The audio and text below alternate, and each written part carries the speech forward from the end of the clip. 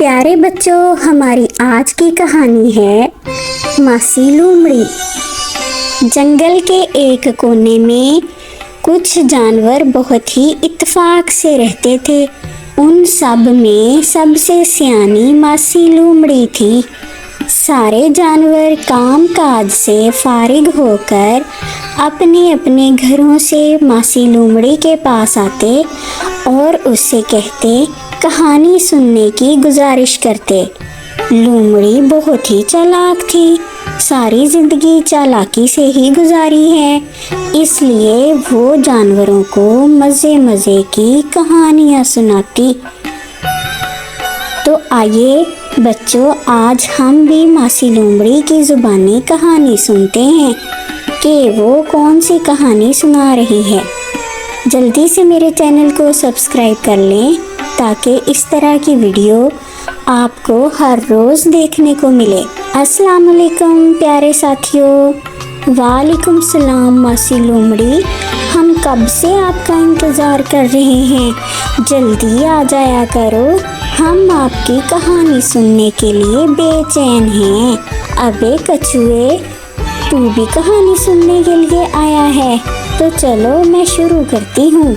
एक दफ़ा का जिक्र है, एक कौवा और कौवी एक दरख्त पर घोंसला बनाकर रहते थे और दरख्त की जड़ों में एक बिल था जो कई सालों से खाली पड़ा था। लेकिन अब क्या हुआ था कि वहाँ पर एक सांप ने बसेरा कर लिया था।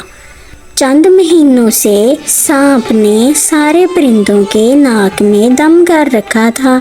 एक दफ़ा यूं हुआ कि कौवे और कौवी ने अपने घोंसले में अंडे दिए, लेकिन उनके अंडों को सांप खा गया। कुछ अरसे बाद कौवे और कौवी ने फिर अंडे दिए और छुपकर देखा कि क्या माजरा होता है।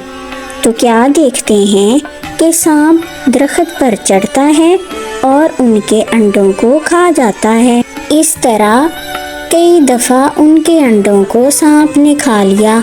अब कौवे और कौवी ने आपस में मशवरा किया कि किसी तरह सांप को सबक सिखाया जाए, क्योंकि वो दोनों सांप को मार तो नहीं सकते थे, इसलिए कोई तरकीब सोचने लगे।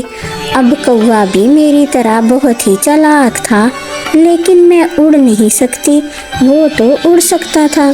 करीब ही एक नदी पर एक महल की मलका नहाया करती थी। कौवे ने इस बात का ख़ास ख्याल रखा कि मलका किस दिन आती है, क्योंकि उसके जहन में एक ख़ास तरकीब चल रही थी।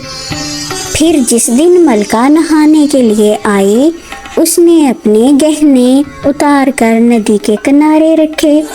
उनमें एक बहुत ही कीमती हार था। कौवे ने वो हार वहाँ से चुरा लिया और एक तरफ उड़कर बैठ गया।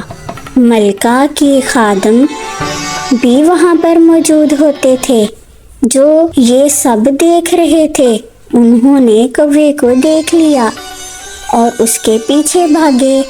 कौवा आहिस्ता आहिस्ता उड़ा। कौवा ये चाहता था कि ये गुलाम उसके पीछे पीछे आए।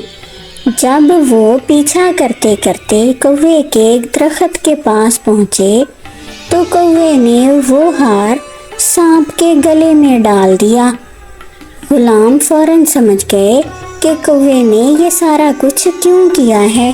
वो इस मूजी से जान छुड़ाना चाहता है।